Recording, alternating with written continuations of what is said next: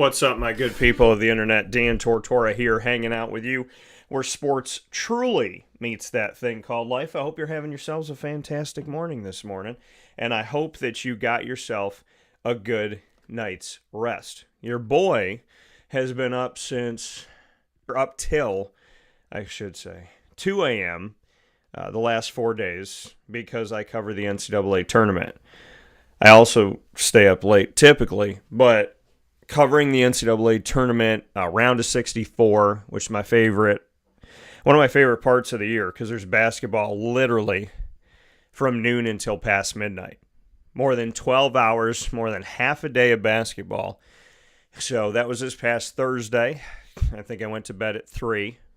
And then Friday, which was a little bit earlier. And then Saturday and Sunday. It was funny, last night I was covering the games and I was like, is it the weekend?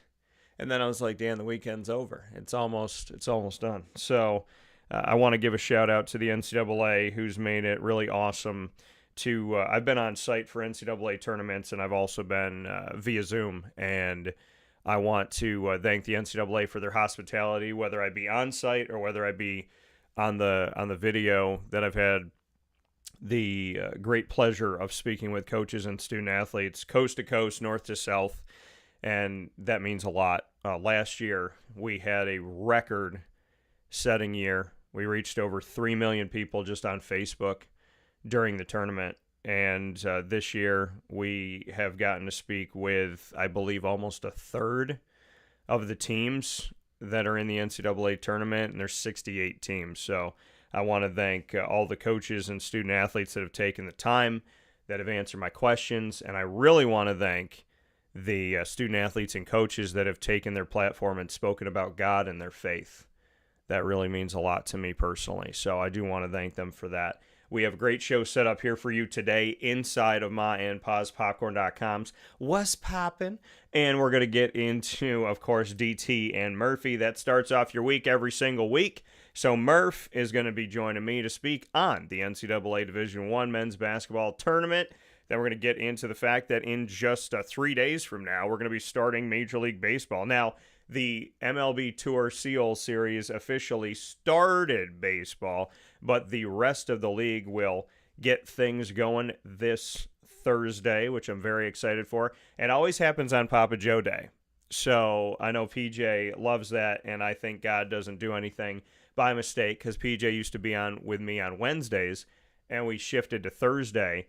And literally from when Major League Baseball had their lockout all the way to now, most big things, huge things with baseball has happened on a Thursday that is set up perfectly for Papa Joe. So I'm excited about what's coming up, and we're going to get you in there, give you a little primer here today with Murph and get Murph's thoughts on Major League Baseball starting. And we're going to round out the show with GG Cards and Breaks Sports Card Show and Tell, which is something that I do with Murph all the time throughout the year. And we'll show you some new cards that we got here where and I got a bunch of stuff at GG Cards and Breaks, so on 639 Delmar Place in Syracuse, New York. So a lot of great stuff coming up here on the show this morning, and it's time to go picture in picture with the man of Monday with me, and that is Mr. Brendan Murphy. Murph, sir, how are you? I am well. I wouldn't necessarily say I had the greatest night's sleep in the world, but it's a Monday morning. It's always a good way to start the week, and hopefully we don't lose power this week, like what happened 2 weeks ago. Oh yeah. Yeah, that was not fun. Yeah, so hopefully we keep the power on so we can show the sports cards that you Mhm. have. But I do want to let you know, Murph, that I specifically wore this shirt for you today. And I'm wondering if you remember why. I'm having trouble seeing it because I think on the Zoom it's you got the background on. Oh, okay. Yeah, I don't know why. I don't know why. Yeah, I don't know why that happened today. Hold on, let me see if I can change this thing here. So, Because I checked our actual feed. Our actual oh feed's yeah, fine. yeah. Our It's actual just our feed, feed. our actual feed has not on it. There you go. Hey, there we go. There we go. Now So, I can see it. okay. And I get to see the beautiful studio behind you. Yes. So do you know why I'm wearing this? I probably should. Think about what we did after the sports card show when I came to visit you. Well, I mean, we went to Scorecard, got wings. Yeah, we went shopping. Oh, that's the shirt you got that day? Yeah, that's the One of shirt the I got. shirts you ordered? Yeah, Oh, okay. yeah, that's the shirt that I got. So Okay. I bought two. I was gonna say because I don't remember. That's probably why I don't remember because you didn't get it that day because they Yeah, had to ship it to you. and I actually bought two shirts, and right after I bought them, they're like, yeah, Yeah, we they do don't. like buy one get one half off or Yeah. something. Well, and then they were like, we don't have the other one. So they were like, yeah, just kidding. But, and then I feel like it was like even before I could say, all right, well, then, if I can't get both, maybe I don't want either. And then they're like, well, we already shipped the other one, so it's on its way to you. And so, I mean, I'm happy I got it, though, because the Scarlet Spider, when people that know about our entertainment show at Superpowered Pop on all of your social media, the first interview that I ever did on Superpowered Pop was with Tom Lyle, and Tom Lyle created the Scarlet Spider. And growing up as a kid, the Scarlet Spider was one of my favorite characters of all time. So the first interview that I got to do was with the guy who created this incredible character.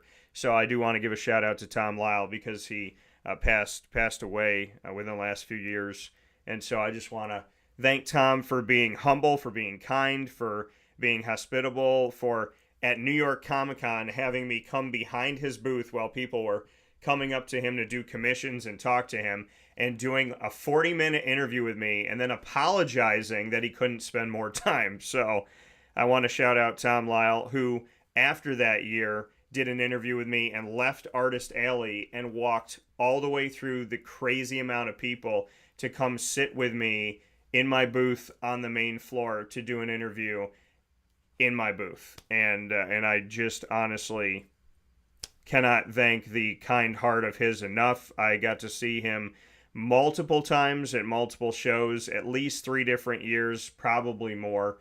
And he passed away during these last few years. So I just want to give out to Tom and have him give him a shout out and thank him for being a kind person who made me feel really, really special when I was starting Superpowered Pop from scratch. He made me feel like a rock star. So I want to thank Tom for that. But yeah, so I'm wearing that in his memory, and I'm also wearing it because I got it with Murph. Yeah, like I said, I mean, you didn't get it that day, so I didn't remember exactly which ones you got. And I'm like, because I knew you one of them was like a Spider-Man shirt. I'm Yeah. like, like I don't remember off the top of my head exactly which ones they were, but that's pretty sweet though. That's pretty cool that he took you behind his booth and sat there and did an interview for 40 minutes while people were trying to talk to him. But I'm sure he felt bad to those people. But the fact that he even said, "I wish I could have given you more time," that Yeah. probably just speaks to the person he was. Yeah, and he greeted everybody and he spoke with everybody, and if he had to stop, I was like, go ahead, that's your job first and foremost. So he wasn't rude to a single person, That's and awesome. and I just I really do value his time and value the fact that he created one of the greatest characters ever, Ben Riley, the Scarlet Spider. And yesterday, my mom was talking to me about it. She's like, "Who's Ben Riley?" So I got to speak with her. And now, fast forward, Parker, Banner, Kent, and Wayne, who is the studio partner exclusively of Superpowered Pop, they named one of their children. They included Riley in their name, and that had to do with the Scarlet Spider. So they included Parker and Oh, that's Riley cool. into the name of one of their kids because of that. So, and I said if I ever had a boy, I would consider naming him Parker Miles or Miles Parker, and that fully has to do with Peter Parker and Miles Morales, who are the two Spider-Men, as well as Ben Riley. So some cool stuff here this morning. Check out Superpowered Pop on all of your social media. Superpowered Pop. So with that being said, Murph, NCAA tournament Division One men's basketball has been Whew. insane. The first day had murdered most brackets. the first It day had came. left us with, I think, maybe 5% of people left. Then it was That's always the less. first day, though. I You mean, what? come on. What'd you say?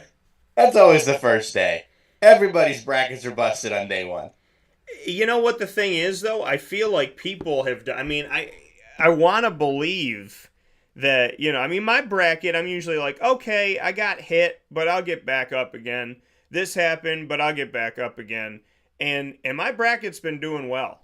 I'm not mad at my bracket at all. I want to thank I teams. probably have the worst bracket out of the three of us between you, uh, me, and Ross. yeah, I mean, Did you lose any Final Four? Did you guys lose any Final Four teams yet? let me think. Because No, I know I did. no, I lost St. no. Mary's Let me think. No, no, no. on day one. No, but this is the thing about my Final Four is there was a year I didn't lose any of my Final Four to answer your question, but so in the Final 16, I still have all my Final Four. It was either I think it was either last year or the year I think it was last year, but it was like going into the Sweet 16 or Elite Eight. I had all of my Final Four, and then I had like 3 of 4 as we were getting closer. And one of my brackets, one of the pieces, I think it was a South bracket, had just red X's all over it, but I still had my Final Four intact. And then when I lost half of my Final Four, I still had my championship intact. So That's huge. my bracket As did, long as you don't lose your champion or two teams in the championship, you're usually doing okay with yeah, within your pools. yeah, no. So I mean, this year I have UConn, Houston, Tennessee, and North Carolina, and everybody's still rocking and rolling. I there's a lot of things that I want to say about it. I want to start off my thoughts by reminding the committee, with all due respect to them, this is not a witch hunt to the committee. This is a statement to the committee. Y'all got it massively wrong again in the ACC. I'm not saying this because I cover the ACC, but I can say that because I cover the ACC, I know the level of talent, and I know that history has shown itself that their obsession with the Big Ten, their recent obsession with the Mountain West, the collegiate obsession with the Big Ten and the SEC as the two conferences that seemingly no committee wants to piss off or bother. The ACC got disrespected 3 years ago. They responded by winning. The ACC got disrespected last year. They responded by winning. Miami made its first ever Final Four. The ACC got disrespected this year, and they sent 4 teams of the 5 that got in, and one of them was in a play-in game, Virginia. They sent 4 out of 5 teams to the Sweet 16. They've only lost 1 game in the NCAA tournament as a conference this year, which was that play-in game for Virginia against Colorado State. And now they have 25% of the Sweet 16. A quarter of the Sweet 16 is the ACC. North Carolina, NC State, Duke, and Clemson. And I just would like the committee to admit that they were wrong. I would like the committee to admit that for the past 3 years, they've somehow punished the conference. They've considered the conference top heavy, and they haven't respected that when teams lose inside of their conference, it in the ACC, like it was in the old Big East, you could argue taking 7 to 9 teams a year because of the fact that they beat up on each other so bad that 99.9% of the time, excluding the 1 year that UConn did it, when you won the Big East tournament, you never won the NCAA tournament. It was one or the other. Because if you won the Big East tournament, you were beat up so much and so tired and so just knocked around that it was hard to win the NCAA tournament, because arguably the Big East tournament at times felt more difficult. And maybe you had better competition than in some moments in the NCAA tournament because the Big East tournament was so stacked. And people ask now, why is the ACC tournament difficult? And well, I would tell them that because half of the Same ACC reason. is the Big East. And eight teams in the ACC were there. 7 that are in there now came from the old Big East, which is why the Big East had to rebuild. Now I would tell people that the Big East, when Syracuse and Pittsburgh and Louisville and Notre Dame were still in it, was the best conference in basketball, at least for 2 years. Is it bad that I wish they would put the old Big East back together? No, because everyone that was a part of I don't want to say everyone because The OG Big East. but the OG Big East, most people, whenever I put up a poll or a post or anything like that, most people do want the old Big East. Most people want Syracuse back in the Big East. And, I mean, Maybe a it'd lot. be an easier conference for them. But then again, if you're doing football, It's more that geographical, puts too. them down to Double A. Well, Because the Big East is not an is not FBS. it would put them to independent, which is what UConn is. So they would end up being an independent, which, might be fine because of the level of play that Syracuse has done. Now, we fully anticipate that Syracuse will be better this year. But to get back to the point of the ACC and the Big East in my argument, the Big East was the best conference in basketball. Bar none. And then not even close. The ACC absorbed half of the ACC is Big East. So I said the only reason why the ACC is the best conference in basketball is because they took from the best conference in basketball. And now I look at the ACC and I look at the Big East and how the Big East has rebuilt with, obviously Villanova doesn't have Jay Wright the last couple of years, so they're trying to figure it out. But Dan Hurley's done an incredible job at resurrecting UConn, and Rick Pitino's back in the Big East for St. John's, and Ed Cooley went from Providence to Georgetown, so he's trying to get that right after he put Providence on the map. Shaka Smart is at Marquette, and they've been a 2 seed the last couple of years, and they're in the Sweet 16 for the first time in a long time. So I would tell people the Big East was the best conference, the ACC became the best conference, and now the two of them are the best conferences. And when you ask me why, I would say check the scoreboard. The ACC and the Big East in the last few years are the teams that survive the most and advance the most. And here's a funny thing about the Big East. They only let 3 teams in this year. Granted, they gave them a 1, a 2, and a 3 seed, but the Big East got 3 teams in. Last year, the Big Ten had, 8, 9? They let in a bunch of teams from the Mountain West this year, let a bunch of teams from the SEC in this year, who has a losing record, by the way. So, But I just let me hit this really quick. Yeah, the Big East lets 3 in. The NCAA selection committee lets 3 Big East teams in. Only 3. Cuts everybody out, including St. John's. And the three that they let in are in the Sweet 16. So between the ACC and the Big East, they account for 7 of the Sweet 16. So they, as 2 conferences, account for just shy of half of the nation after both getting spurned by the committee. Yeah. I mean, the biggest thing, though, I think that caused issues, and we saw this just leading up to the tournament, the amount of, I don't want to say random teams to win their conference tournaments, but random teams to win their conference tournaments, like NC State, like, there was someone else, and I think somebody in the SEC did something right. Like, didn't Auburn win the SEC as a 6 seed or something like that? What did you say? Auburn? But, yeah, I didn't Auburn win the SEC, right?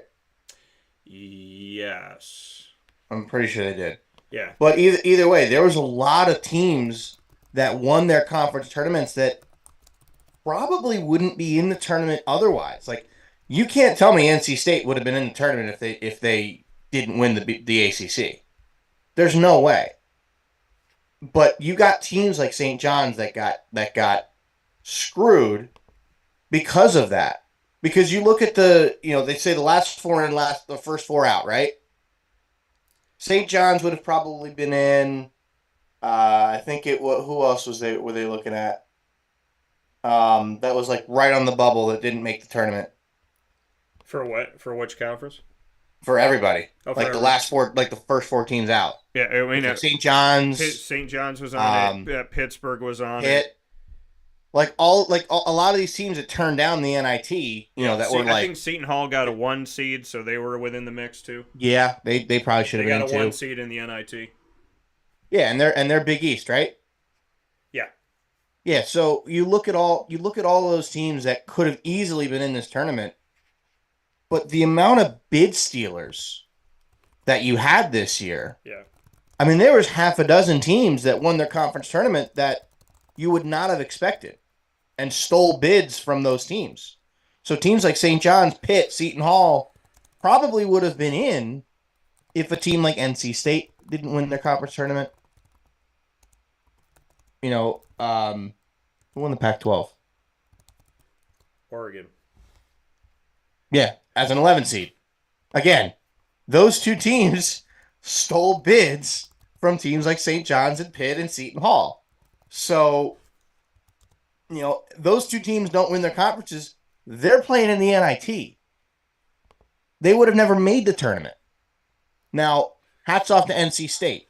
They kept the run going and they're in the Sweet 16. Yeah. By the way, I did pick them to go to the Sweet 16, but I do not have them going to the Elite Eight. So I guess we'll see what happens there. But that is still, you could see all of these teams that had automatic bids that you would have never expected them to. Yeah. So they're getting in as an 11 or a 12 seed from big conferences. That's a big reason why the Big East only got 3 teams. The Big East would have probably been the next 2 teams in. St. John's, Seton Hall, those teams probably would have been in had NC State and Oregon not won their respective conferences. Those 2 teams would have been out. St. John's and Seton Hall probably get in as a 9 seed. See, but I look at it like this, and I understand what you're saying. I understand the point that you're making. You're saying, hey, these teams that got in that weren't supposed to win their conference tournament, if people want to, word that as such, and they got in, so they bounce these teams out. My disagreement comes with Seton Hall and St. John's and Pittsburgh don't get in. I think they should have gotten in anyway. So, but still, you got teams like Duke, North Carolina, right, that didn't win their conferences. But when I look at it, right, and Duke and North Carolina get protected. They get protected. They're protected no matter what.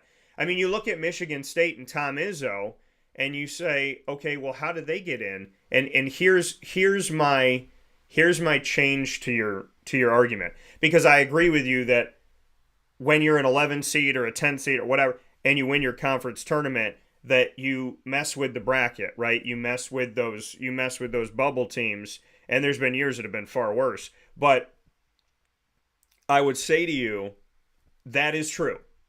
Period. Next statement, there's still 36 at-large spots, and even though NC State won and Oregon won, you put in 6 Mountain West teams, how'd they do? San Diego State last year made it to their first ever Elite Eight and Final Four. Not in their history, in the Mountain West history. Mountain West had never had an Elite Eight team. The Mountain West had never had a Final Four team. But this year, who do they let in? They baffles me, though. Right, but they let in Boise State. They let in all these teams. They let in Utah State. Utah State got blown out. You let these teams in. What's that whole game? Right. They were winning at one point. But they were winning by 6 over Purdue, and then they got beat by 40. Right. But you look at this and you say to yourself, to those that are watching and listening that are saying, Dan, the ACC didn't get snubbed. Yes, they did.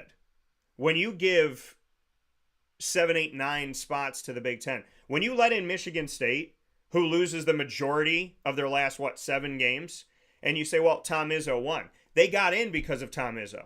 They got in because of Tom Izzo's name. If there was another coach right now that was a new coach, a young coach at Michigan State, they may have not gotten in. Which is why I'm surprised St. John's didn't get in. But then again, Rick Pitino kind of sort of got blackballed in the last 10 years. You're going to... Well, and the thing is I think now you're going to see, where is he going to sit at? But he knew when he was at Iona that he had to win to get in. He had to win the conference tournament, because then they couldn't say anything to him. But when you look at the bubble teams, some of them getting affected by teams winning their conference tournaments that, quote unquote, weren't supposed to, according to some talking heads out there, when those things happen, there's still the same amount of at-large spots. There's still 36. So when they go, oh, okay, well, NC State won the ACC, so they're an 11 seed out of 15 in the ACC, so we're going to punish the rest of the ACC. No, that should make you look at the rest of the ACC, because the fact of the matter is you let in all these Mountain West teams, and almost none of them persist. This is what it looks like right now. I'm gonna read you all off what the world looks like right now, in the sense of the teams that are still around. This is what it Well, we looks got like. 7 Yeah. ACC and Big Yeah. East teams, so Right. that's So the almost half the field. ACC is 4, Big East is 3, Big 12 is 2, Big 10 is 2, major surprise, not. SEC is 2, Pac 12 is 1, and those, I can't stand this name, but the name of the mid major is 2, which includes San Diego State. So when you look at this right now and you say to yourself, let's look at the bracket. The NCAA ranks the 68 teams, right? They rank them when they bring them in and they say, here are the 68 teams. This is how we look at it. This is how we rank the teams, whatever, from 1 to 68. And so different people are ranking these teams or whatever. So you got UConn, you got Houston, you got Purdue, you got Tennessee, North Carolina, blah, blah, blah. And then you move, and I mean blah, blah, blah in a respectful way. What I'm saying is let's get to the nitty gritty of Northwestern from the Big Ten. You got to go and you got to, now look at what Texas A&M did. That's a team that showed up.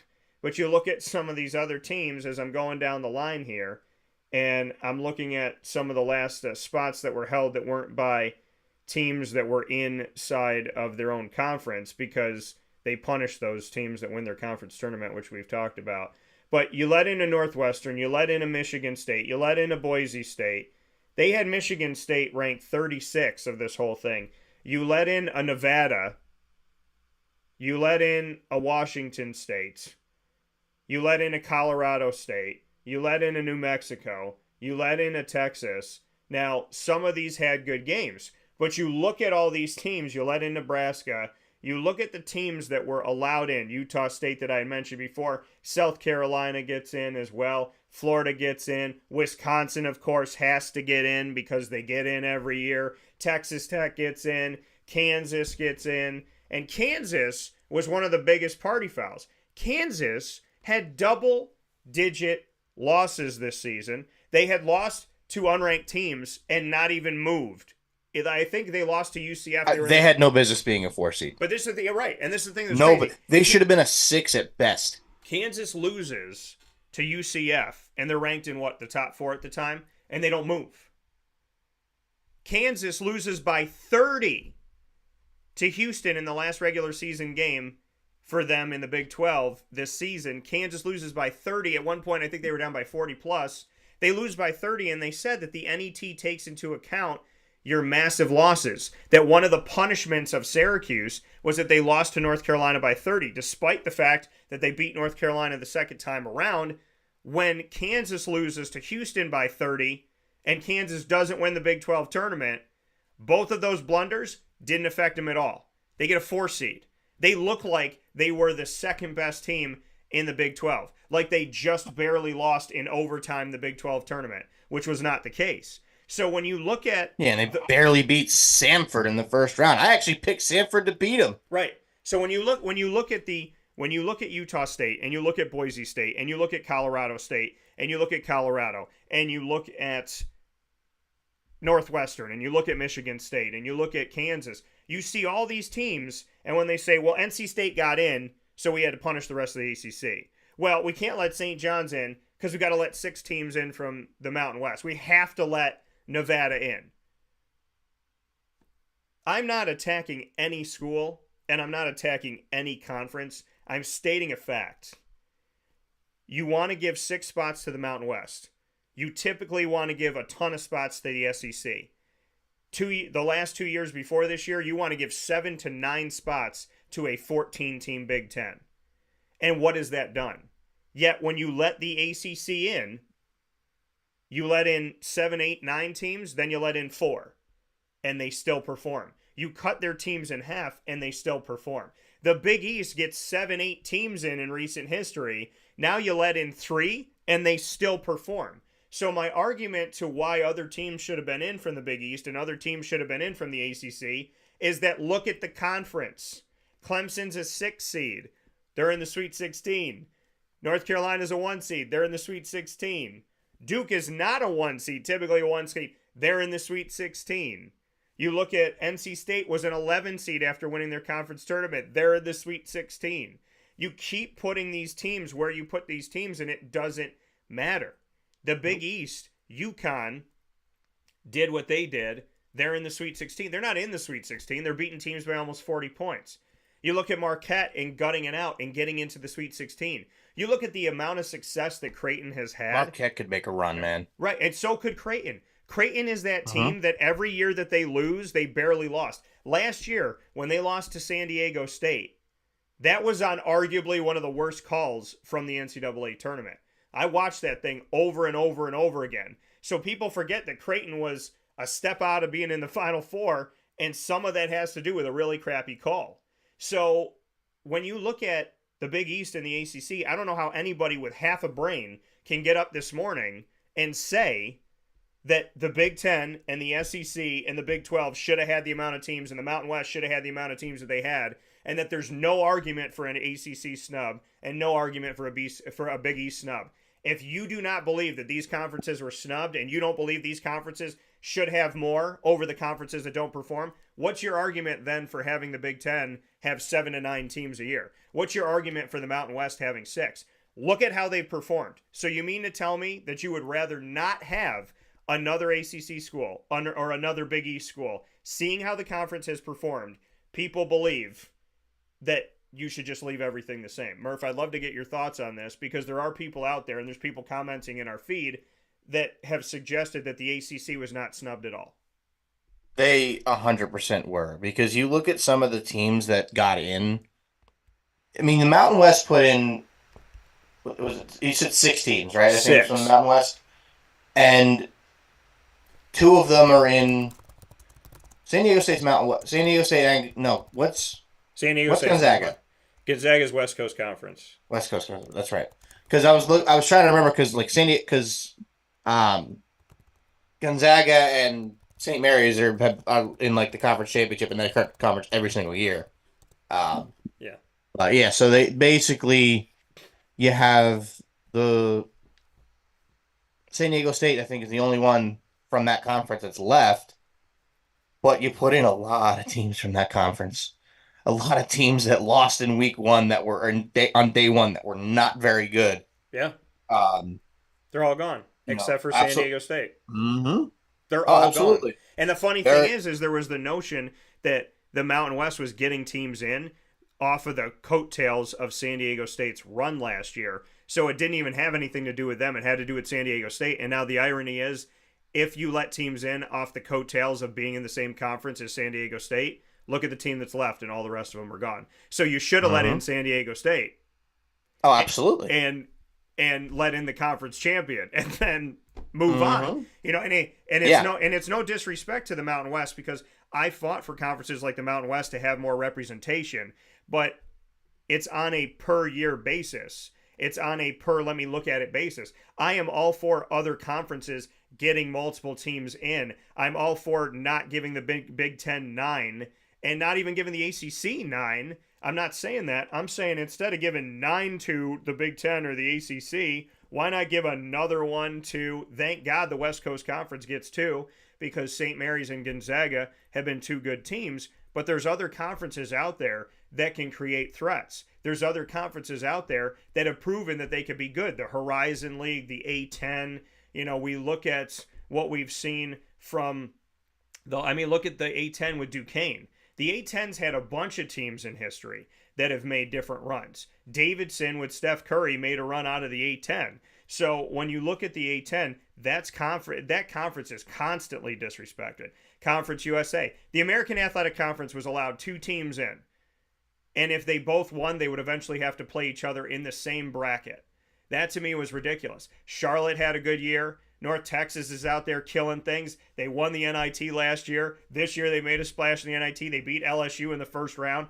So, I mean, I'm at a loss of my argument that we should let more teams in from the quote-unquote not as good conferences, which I don't believe, but I'm just saying the quote-unquote. So, from the lesser conferences that people call them, I believe that we should let more teams in. Little mid-majors. I believe we should see more of these teams, because the thing is, no matter what the year is, you don't want to play Creighton. You don't want to play Butler. You don't want to play Xavier. You don't want to play Syracuse. You don't want to play Pitt. You don't want to play. I mean, there's teams that have made. You don't want to play a substantial run. You don't want to play Rick. I don't think you want to play St. John's. No, because Rick Pitino's had the history.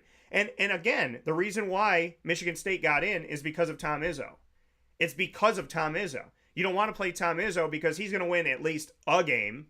So I just don't understand the argument of let's take this conference in November, decide we like the Mountain West this year after not liking them for 100 years. Let's like them right now, and let's make every excuse in the world that their quad 3 and 4 victories are more important than their quad 1 losses. And then let's go to the ACC and the Big East and say they don't have enough quad 1 wins when we let these other teams in that didn't have to get quad 1 wins. And let's look at the conference inside of the Mountain West and say every time they beat each other, it's a quad 1, even though they didn't play any ranked non-conference teams like Utah State and beat them. So I'm at a loss because they keep throwing the NET, the SOS, the RPI. There's a bunch of acronyms that get thrown at us every single year. We focus on this. We focus on this. Now it's a quad. Now it's this. Now it's that. It might change. But at the end of the day, you're picking the conferences you like in October, November. You're letting in those conferences and you're making excuses for them. And then the conferences that continue to show up and show out, look at what you're doing. So to me, the biggest argument has been proven beyond a reasonable doubt with fact. If the conferences you're snubbing continue to go to the bitter end of your tournament, you should maybe open up a spot to the ACC and the Big East that you have been giving to the Big Ten and the SEC. That's what I'm saying. 100%. 100%. And you know, and we've had this conversation before too. Like, that's why I like college baseball's tournament. Even with, you know, you look at what the NCAA does with college basketball too. You know, you try to make sure that you get the best, you know, your conference champions and the best of the rest. Yeah. I guess this was what you would say. Yeah. But you know, if you compare it to like the way college baseball works, you know, it's a very similar structure, you know, except you're not playing like a full-on bracket. You have round-robin play in 16 regionals. The top 16 teams all get to host the regional. You know, but in baseball, though, you see a lot more mid-majors that are able to make it to Omaha.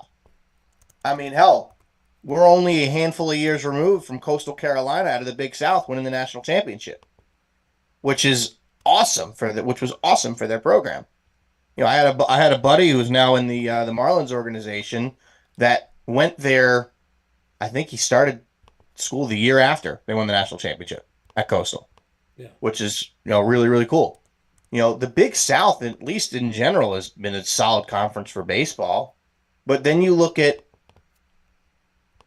you know, now baseball's the one where you can say, okay, the SEC utterly dominates college baseball, almost more than dominating college football, because every single year, and I'm just going to rattle off, and I don't know if they've updated the top 25 yet, but I just want to rattle this off just to kind of give everybody the idea of how, you know, top heavy that conference is.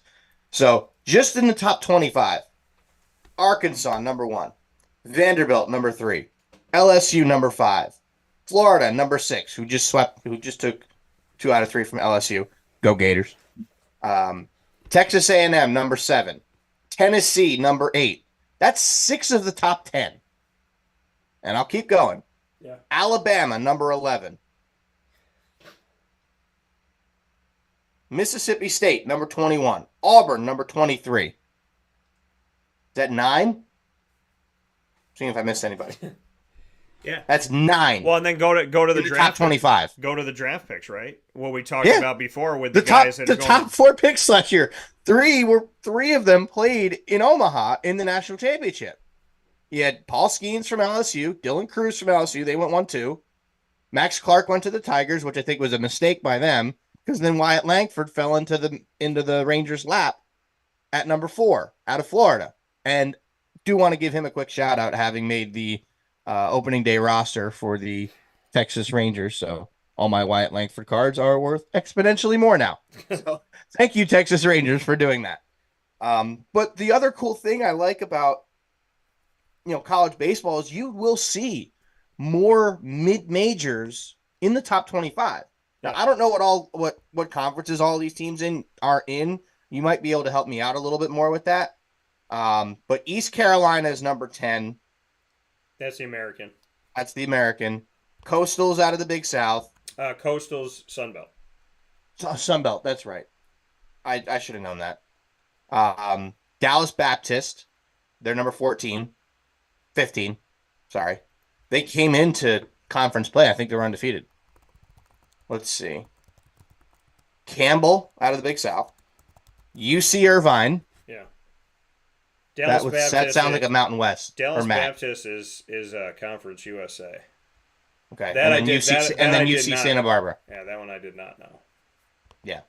UC Irvine, UC Santa Barbara to round at the top 25. But that's, you look at 9 SEC schools. I mean, the Pac-12 is obviously dissolving it. Oregon State's number 2. TCU number 18. They made it to the national semifinal last year, which is a heck of a run for them.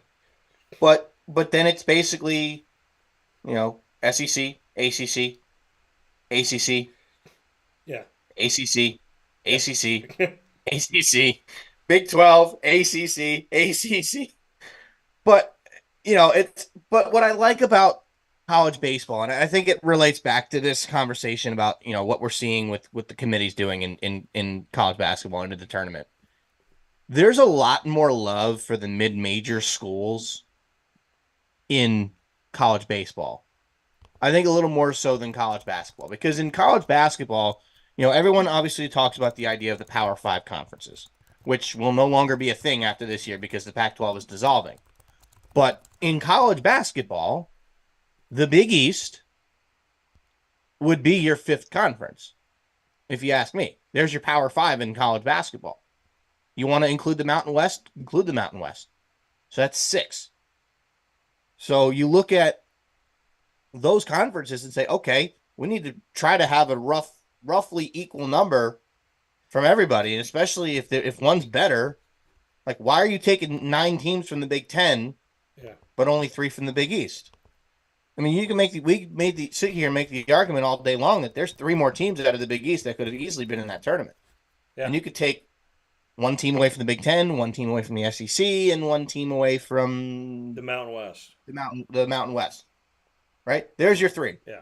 You only got to take 1 team out from each conference. Right? ACC. Syracuse missed out on the tournament. They were, I mean, you'd probably be able to speak on that a little bit better than I can, but probably not their best year. No. In terms of but put it to you like this: when you win, 20... they also ran into NC State in the conference tournament. And who was the hottest team in the nation right now? If you win 20 or more games, and you're in the ACC, Big 10, Big 12, SEC, Big East, and the dissolving Pac-12, you had an argument. If you had to. If there's a method to Jim Boeheim's madness of playing most of his non-conference schedule at home and building up his wins, and then just having to go in the conference of the Big East or in the ACC and try and win 10 games to get to 20. If you got to 20 and then you won a game in your conference tournament in the Big East or the ACC, and you got 21 wins, 10 losses, 21 wins, 12 losses, 21 wins, 11 losses. And typically that was enough. And it wasn't only enough, it would get them an 8 or 9 seed. Now, do I think Syracuse should have gotten into the tournament this year? No, absolutely not.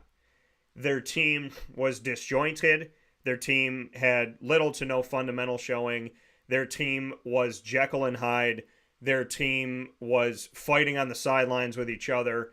And granted, you can do that if you can get better, but Syracuse ended the season looking good at times and then looking like they just started the season and hadn't learned anything. So if I was the NCAA selection committee, I wouldn't have put Syracuse in.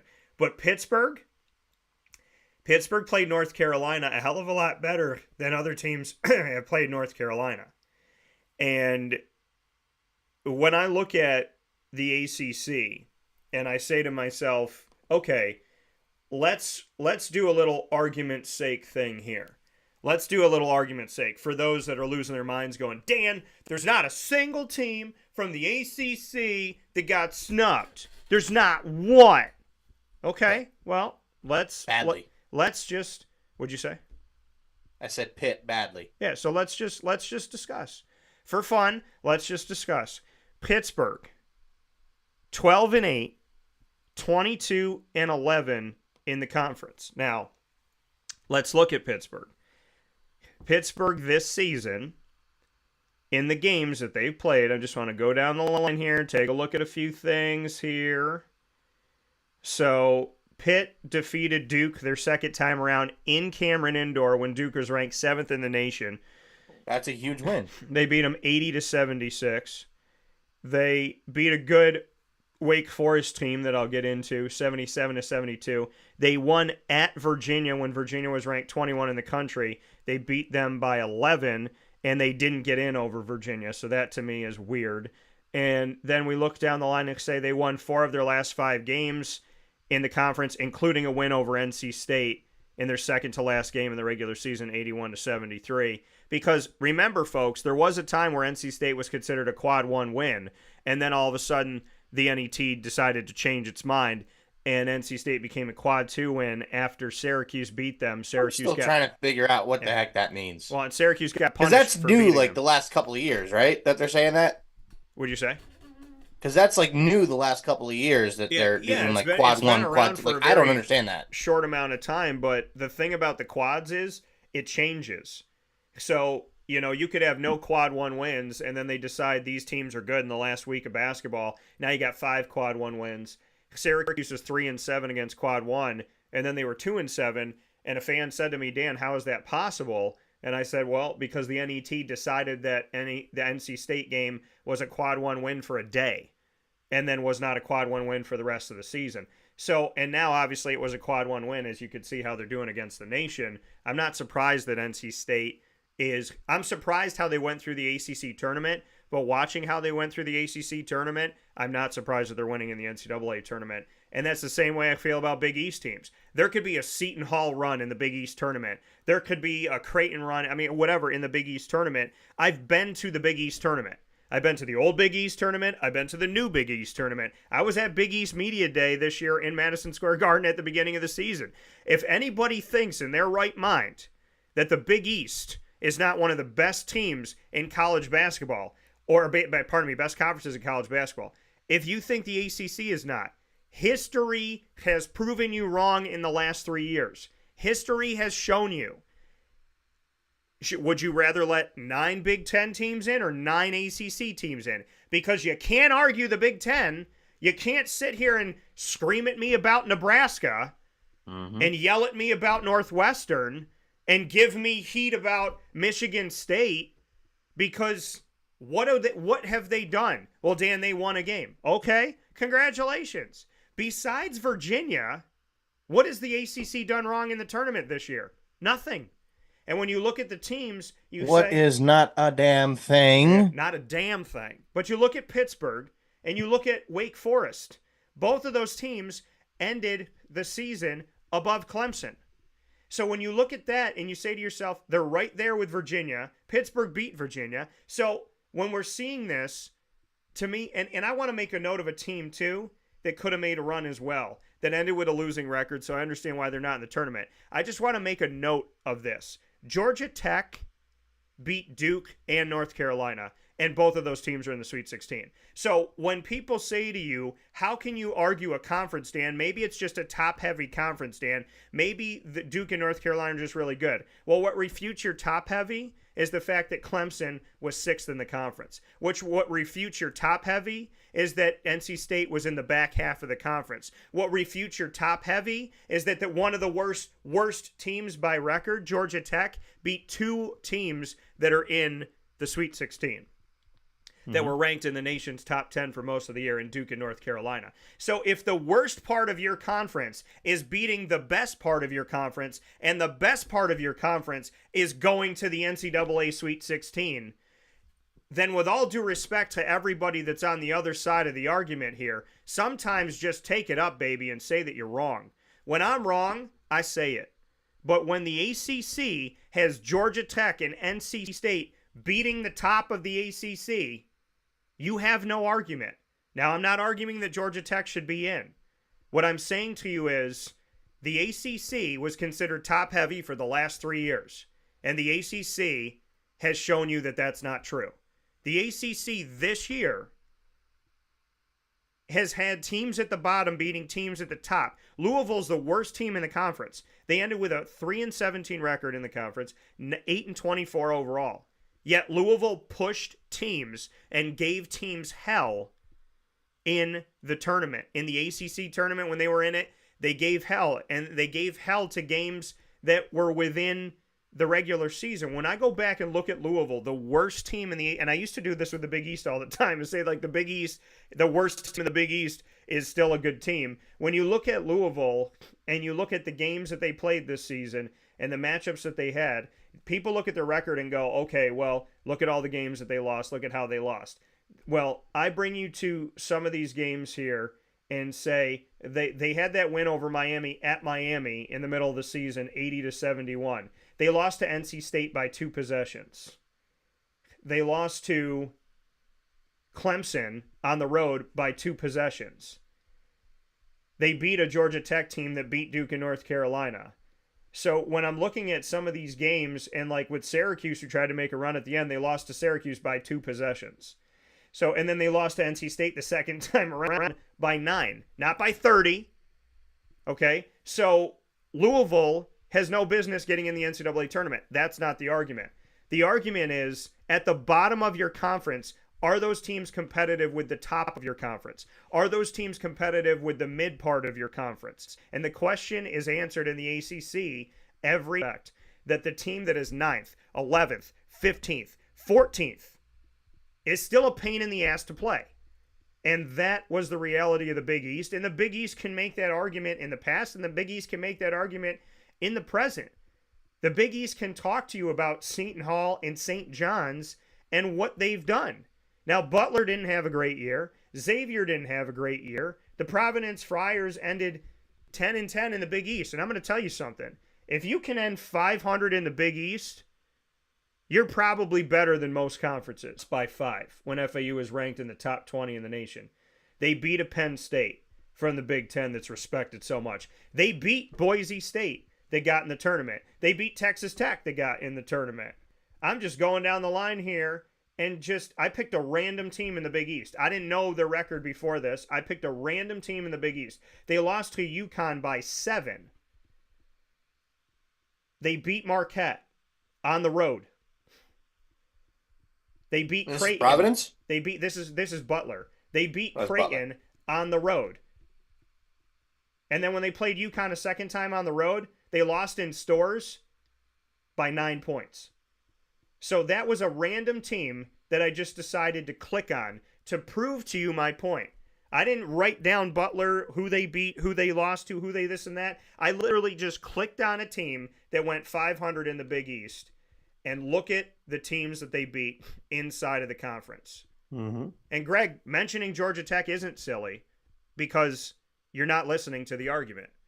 I didn't say Georgia Tech should get in. I said if Duke and North Carolina are 2 of the best 16 teams out of 360-plus teams in the nation, and Georgia Tech beat both of them, that talks to you about the strength of the conference. When your conference bottom dwellers can beat teams that other conferences can't hang with, when Duke can go and play a game and win by 20 or 30 in the tournament, but they're not getting out of a Georgia Tech game, when North Carolina can blow at home, no less. When North Carolina can blow out a team in the tournament, but lose to Syracuse in the Dome in a year where Syracuse wasn't as good. They weren't terrible, but they weren't a tournament team. My argument is not that Georgia Tech should get in. This is why people that live in America in today's day, they know their argument in their head and their brain can't open. It just stays closed. You got to open your brain. Stop acting like Congress. Georgia Tech and NC State are 2 teams that were never getting in the NCAA tournament. But they beat teams that are in the Sweet 16. And NC State won the conference tournament. And how many times is NC State going to be told they're tired, they're fatigued, they're exhausted, they're going to be tired, they're going to be tired. They're not tired. They're running. They're doing it. Okay? They're making it happen. There are teams that are winning that you thought would win, and look at the teams I just named that got beat by teams that didn't get in the tournament. What did Butler beat? 4 teams in the tournament? 5 teams in the tournament? And they're 10-10 in the Big East. What was their final record? Butler's final overall record. So, thank you, Mike, for shooting out a nice note here. Butler's final record, hold on, I'll bring it back up. They were 10-10 in the Big East, like I said, and overall, Butler ended the season 18-15.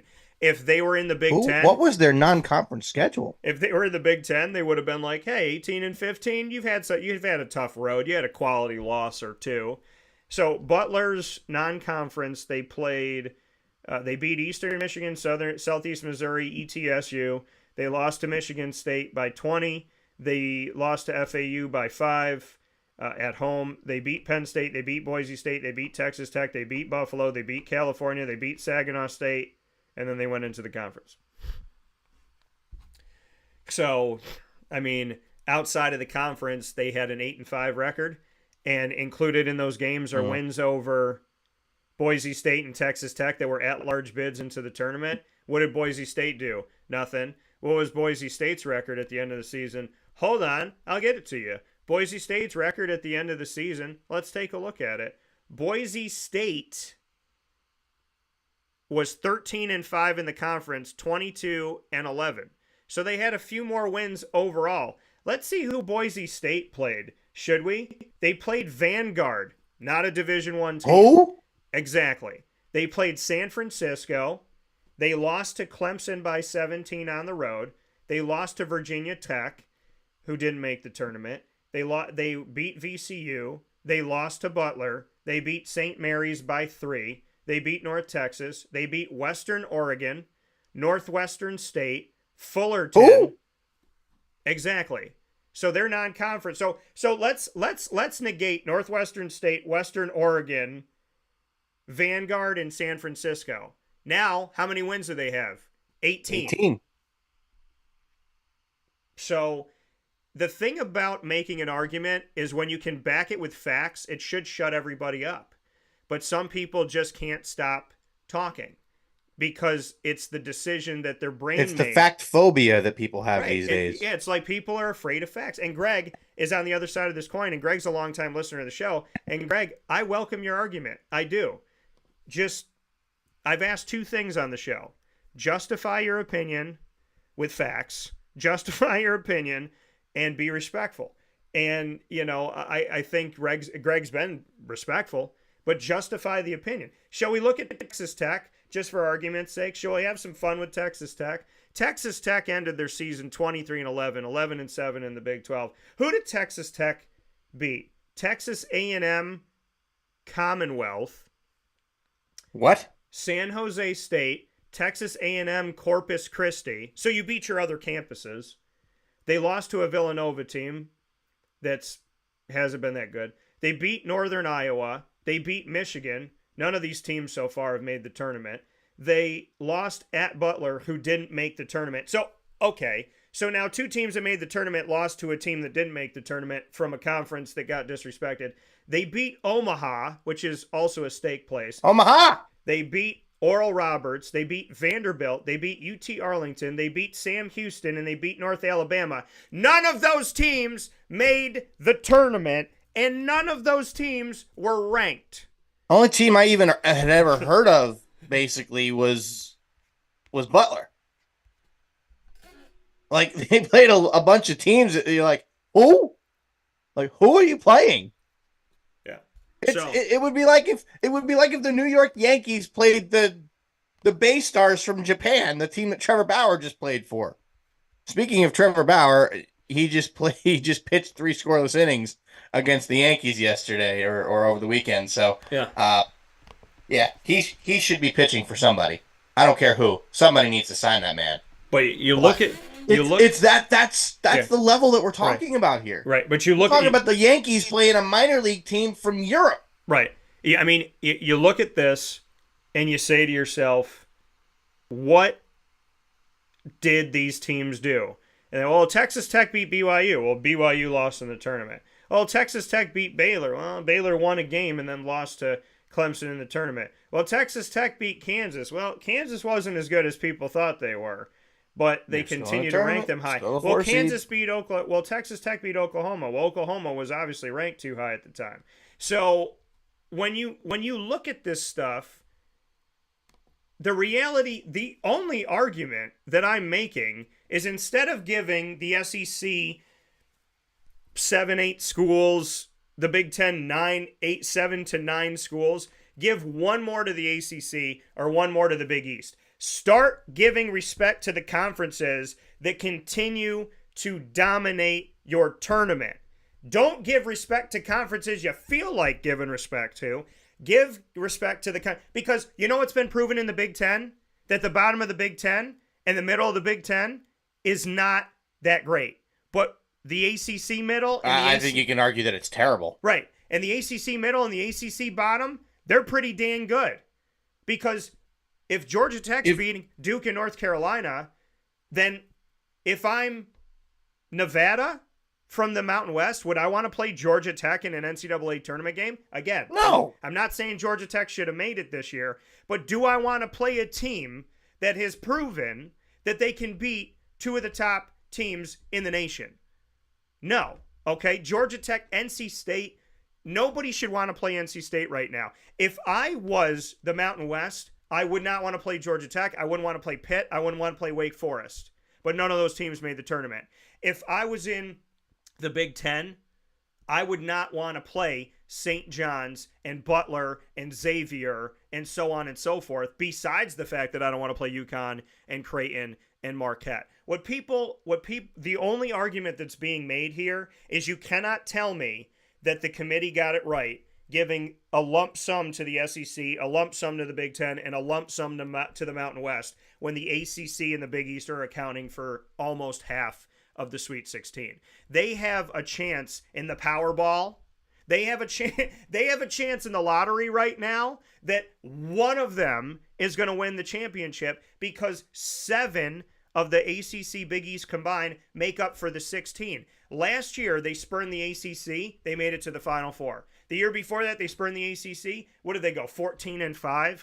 Overall, and the Big Ten had 9 teams in and did absolutely nothing. Last year, the Big East, did they get in 1,000,000 teams? And who won? UConn. And you know how hard it is to win back-to-back? And yet UConn looks like a team that could very well run through this tournament. And it doesn't mean that there's not going to be tough competition, but UConn and Houston, to me, are considered the 2 best teams in the nation. And guess what? Houston has been one of the best teams in the nation for the last, 4 or 5 years? But Houston has not gotten the respect. Why? Because they were in the American. Now that they're in the Big 12, everybody loves them. But Houston as a program, think about what Houston did as a program. They were one of the best teams in the nation when they were in the American. But they said that they didn't have a lot of competition. Then they would go to the NCAA tournament and kill almost everybody. They're in their first year of the Big 12. They beat Kansas by 30. And they're in the Sweet 16 for the 5th year in a row? After not making it for 35 years prior? So how many teams have jumped conferences and been one of the best teams in the nation, ranked number 1 in the nation, and in the NET are number 1 in the nation, or have been for the majority of the time, been number 1 or 2 in the nation in the NET and in other polls? Yeah. Show me how how Houston wasn't good when they were in the American. Show me how Wake Forest, Pittsburgh aren't good in the ACC this year. Show me how St. John's and Butler and so on and so forth are not good in the Big East. Because the reality of the fact is, if you let in a Michigan State team who loses the majority of their last month of basketball, shut your mouth if you're not going to let in a Big East team or an ACC team over them. Because the only reason why Michigan State got in is because they're in the Big Ten and because Tom Izzo is their coach. That is the ridiculousness of what we're dealing with. The Big Ten and the SEC are in a world where they are about to go and become their own league. And they are getting stroked every day by the NCAA and the college football playoff to give them what they want, to make them feel like they belong, and to make sure that they're happy. The reality of the fact is, no one can sit here this morning and argue the SEC over the ACC and Big East, the Mountain West over the ACC and the Big East, Not in basketball. the Big Ten over the ACC and the Big East. The reality of the fact is, if these teams are where they are right now, stop saying it's a top-heavy conference. Because if North Carolina and Duke are where they are, look at who beat them this year. North Carolina It's the two best conferences in college basketball. North Carolina, it's the Big East, and it's the ACC. Yeah, North Carolina. Like it's not debatable. No, in North Carolina this year, lost to 3 unranked teams. In the ACC. That's why I think they're the most. I mean, I think they're the most vulnerable number 1 seed. They lost to. But it's not. But it's not because 3 unranked teams in the ACC. They lost to Clemson, who was unranked, Georgia Tech, who was unranked, and Syracuse. So if you think that it's top heavy in the ACC, then how come North Carolina can blow a team out in the? How come North Carolina can go into the NCAA tournament and make it to the Sweet 16, but North Carolina can't beat NC State, who's in the bottom part of their conference, and they lose to Clemson, Syracuse, and Georgia Tech, with 2 out of 3 of those teams didn't make the tournament. But you're telling me that North Carolina is a really good team.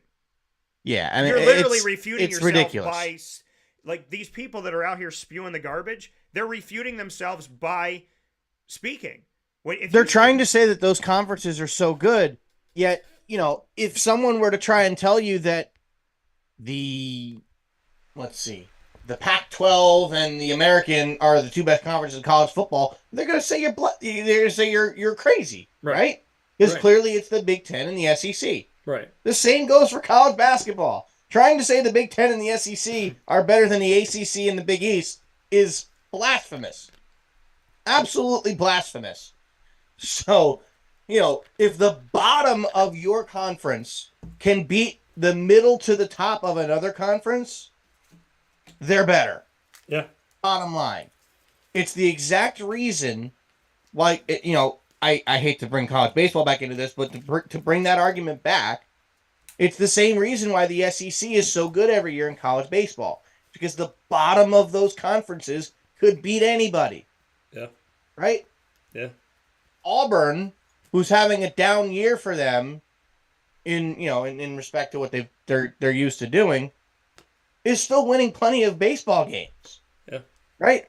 Auburn would go out and kick Michigan's. Now, granted, the Big Ten is not good in baseball. Now, that's partly because they are a northern conference. Any conferences in the north probably aren't going to be very good at baseball. Anybody above North Carolina is probably not going to be all that good, because part of it is your first games, you've got to travel south. You start playing in February, you got to go south 3, 4, 5 weeks in a row in order to play games. Yeah. And you're not practicing outside. Yeah. You got to practice indoors in the gym. Lemoyne baseball and softball, they spend those first couple months on the road. Yeah. It's this, and obviously you're right. It's the same thing for Lemoyne. It's the same thing for, Washington in the Pac-12. Syracuse softball. Washington's got to go down to California to play. Michigan's got to go down to Georgia or to Florida to play. North Dakota's got to go to Texas and play. They can't practice at home, or they can't be outside at home. Half the time, and I remember this vividly from when I played college baseball, our first outdoor games were usually Florida. The first time we were getting out onto a field was usually during the trip to Florida, where we would play 8 games in 5 days, which was great. But at the same time, you hadn't been on a field yet, right? But it comes back to the same argument with the Big Ten and the SEC versus the ACC and the Big East in college basketball. The bottom of those conferences could beat anybody from the bottom of the ACC, the bottom of the Big East could beat anybody from the Big Ten or the SEC on any given day. Yeah. Anybody. Yeah. Anybody. You want to play? I don't care what team it is. Right. St. John's no. Who's? All right, Butler. Let's say we were talking about Butler, so let's say Butler. Yeah, because since Butler's beaten what? Can go beat Kentucky. Butler can go beat Michigan. Butler can go beat Wisconsin. Remember when Butler was in the Horizon League and they only got in when they won the Horizon League tournament, and then they went to the national championship 2 years in a row. Back-to-back national championship games and lost one of them because the ball rolled off the front of the rim. Yeah. Gordon Hayward hit just missed a half-court heave to win the national championship. Yeah. So, realistically, when you look at and this is the problem is this is the same issue we have across college sports. It's not just basketball, it's not just football, it's not just baseball, it's across college sports. Yeah. I guarantee you could look at any sport. Let's see. Lacrosse, gymnastics, field hockey, whatever. Yeah. I guarantee you have the same exact problem. The same exact problem. Well, yeah. I mean, it's that is why it's a Big Ten in the ACC. That's why I think it makes it difficult with college sports is like not everybody gets to play everybody because there's so many teams. Because you have people picking. Yeah. That's why pro sports are so great because all you got to do is win your games. Right. You win your games, you're in. Right? Like look at the reason why, who was the 7 seed? Who was one of the 7 seeds in the NFL? All right, no, we'll go to baseball. The Diamondbacks, the last team in the playoffs. Yeah. The Rangers were a wild card team. The Phillies the last 2 years, or the Phillies in 2022, were the last team in and went to the World Series, and so did the Diamondbacks. And all you got to do is win your games. And what did people tell me last year? So much different. What did people tell me last year? Don't even worry about the wild card round against Milwaukee. You guys are going to lose. Just be. I was told for I was told in the beginning of the season, the middle part of the season, and the latter part of the season, the last couple weeks of the season, you guys aren't going to make it. You're not going to make it. Okay, you might make it, but you're not going to do anything. You're definitely not going to beat the Dodgers. You didn't beat the Dodgers in the regular season. You're not going to beat the Phillies. They're too good for you. Their bats are too good. I mean, the reality of it all is factual evidence refutes baseless opinions. And I do want to get to a message that came in here.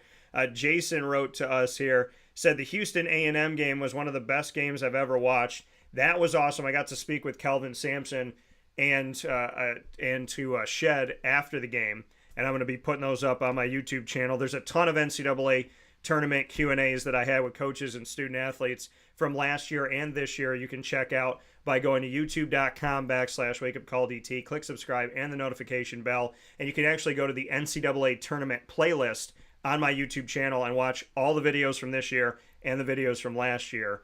And so definitely check those out. I'm going to be putting up Buzz Williams and Kelvin Sampson. Greg said, with this logic, we need more venom and slander for the Big 12. I reminded Greg that it's not slander and venom if it's true. But I do think the Big 12, they've struggled too, but if you're going for the third best conference, I guess you could argue it's the Big 12. Right. So, again, like, you can't put more Big 12 teams in than the ACC and the Big East. I think it's funny. You just can't. No, and I think it's funny that Greg. Imagine the OG Big East getting 3 teams. Oh, I know. Imagine the OG Big East getting Syracuse, the OG Big East and Louisville. The OG Big East you're leaving half the conference. Pitt, Georgetown. The OG Big East used to have 9, and people would say they should have had 11. So yeah, because the OG Big East was ridiculous. Greg said that on this show that I only attack the Big Ten, and I'm not gonna. You do love Big Ten, but the thing is, I'm not. But most of the time, it's justified. I'm not attacking the Big Ten for the sake of attack. I have no problem with the Big Ten. But it's justified. I have no qualms with the Big Ten. Greg, please. Everyone out there that thinks that I'm attacking the Big Ten, please get this through your brain. Open up the window for 2 seconds and let air in. Hear me when I say this. I am only stating factual evidence. It could be the Big Ten, the ACC. That back in the day, I thought the ACC had too many teams in. So it can be the Big Ten. It can be the ACC. It can be the Big 12. It could be the American. It could be the Pac-12. Did I defend the American this year that they should be in the college football playoff? No. Okay? So the reality of the fact is the truth is the truth. The Big Ten has an unfair advantage. If you can't see it, you ain't looking. Now, Jason said something here. He said, I think St. John's should have, what did he say? I think St. John's should have gotten in over Boise State. I think a lot of teams 100% should have gotten in over Boise State. But he said something else I here. think there's at least three teams that should have gotten in over Boise State. Jason said, I think there's an NCAA bylaw that states Michigan State has to be in the tournament. And yeah, it might be. And I agree. It might be. But at least until Tom Izzo's gone. Right. And I just want to, again, to reiterate, years ago, I said nothing about the Big Ten. The only time I started talking about the Big Ten's unfair advantage is when I started researching the Big Ten's unfair advantage. And if you can out-research and out-fact me, then you can give your statements and give your factual evidence.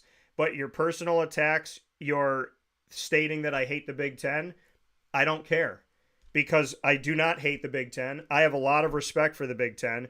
I have a lot of respect for the talent that comes out of the Big Ten. I interview the Big Ten. Tom Izzo is one of my favorite coaches of all time. All I'm saying is this year, Tom Izzo and Michigan State shouldn't have gotten in. And that's clear. If you're Syracuse and you lose 5 of 7, and you have a record similar, you're not getting in. If you're in the American and you lose 5 of 7, you're not even getting considered. If you're in the Sun Belt, if you're in the Horizon League, and let's say you have 21 wins, but you lost 5 of 7, you're not getting in. Tom Izzo got in because it's Tom Izzo. That's why it's surprising Rick Pitino didn't get in. But Rick Pitino's also been spurned because of his past, like Murph brought up. Yeah. But I'm not going to sit here and respond to you hate the Big Ten. I have only stated factual evidence about the Big Ten. In the COVID year, the Big Ten was in the top 25 with records of 0-0, and they were moving up the top 25 with records of 0-0 above teams that had played 6 games already.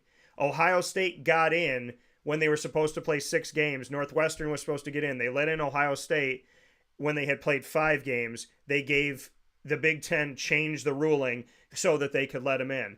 Then they waited in the college football playoff to make sure that everybody was healthy on Ohio State so that they could play their game. Stop fighting my facts with your opinions and stop saying that I hate the Big Ten. I'm absolutely sick and tired of that notion. I don't hate the Big Ten. I don't hate the SEC. I don't hate the ACC. I don't hate anybody. I've never hated anybody my whole life. All I'm saying is, if you can argue to me that the Big Ten in the last 3 years deserves to be in the tournament, I consider you an idiot. We're going to take a step aside for a fast break. And if you're not an idiot, give me your factual statement. Tell me why, in the last 3 years, the Big Ten cannot survive the NCAA tournament. If you can tell me that there's 7 to 9 teams in the last 3 years deserve to get in, and you can somehow destroy every factual statement with a made-up fact that you put in your brain because you felt like it, then go ahead and argue it. I'm not saying I like the Big Ten, and I'm not saying I hate the Big Ten.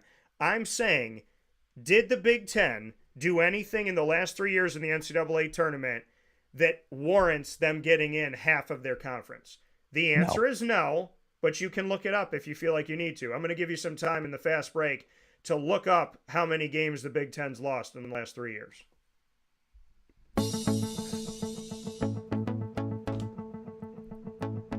Avicoli's, located on the corner of Route 57 and Wetzel Road in Liverpool, New York, has been your trusted neighbor for decades. Located just steps from Liverpool High School, we're happy to have the Liverpool Warriors on-site, on-location broadcast at Avicoli's through Wake Up Call with Dan Tortora every single month, featuring student athletes, coaches, and administration throughout the year from Liverpool High School. Head out to Avicoli's today on the corner of Route 57 and Wetzel Road in Liverpool, New York, open Tuesday through Sunday for lunch, dinner, and drinks. We'd love to see you out there. And of course, you can call them at 315-622-5100 for takeout, delivery, and catering. That's 315-622-5100. And also find them on myavicolis.com. That's myavicollis.com.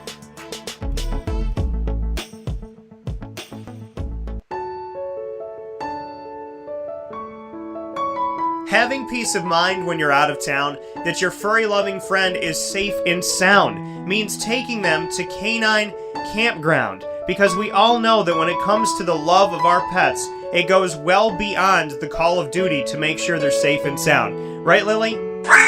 So take a ride to 242 Johnson Street in East Syracuse, New York, and see Canine Campground and where your dog will be staying in the classic cabin, the executive cabin, the grand cabin, or of course the luxury cabin, because if you know Lily, you know she loves luxury.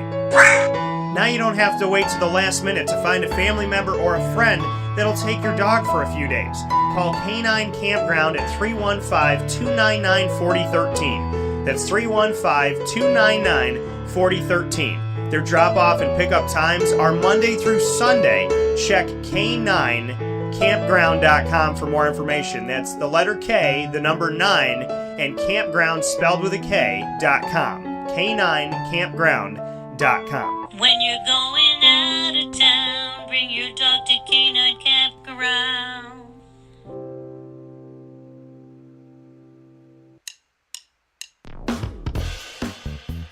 PB&J's Lunchbox, the food truck that you love finding all throughout Central and Upstate New York, now has a street-side cafe. So when you're craving their traditional favorites as well as their out-of-box amazing menu items, you can now head to 663 Old Liverpool Road in Liverpool, New York. Located just minutes from the highway, the Thruway, Destiny USA, and Onondaga Lake Parkway, PB&J's Lunchbox Street-Side Cafe is there for you Monday through Saturday from 9 a.m. to 7 p.m., serving breakfast, lunch, and dinner all throughout the day. Get breakfast for dinner, dinner for lunch, whatever you fancy, including their award-winning grilled peanut butter and jelly sandwich. Find them at 663 Old Liverpool Road in Liverpool, New York. PB&J's Lunchbox, where we love to know what's in your lunchbox.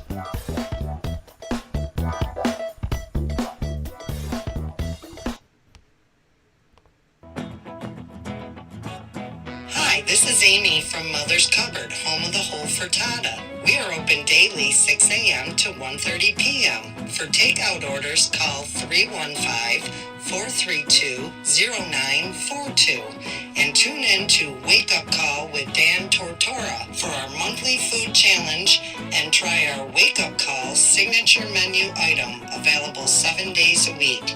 Here at Mother's Cupboard, we are Central New York, and it's our honor to serve you. Ma and Pa's Kettle Corn and Popcorn Factory remind us that every day is worth celebrating at 201 7th North Street in Liverpool, New York. Open Monday through Saturday in-store and always online at maandpaspopcorn.com. Serving our Central New York community and beyond, order anywhere, anytime at maandpaspopcorn.com. Stop in to get a tin at Ma and Pa's on 201 7th North Street in Liverpool, New York to get your half-price refills for the rest of your life.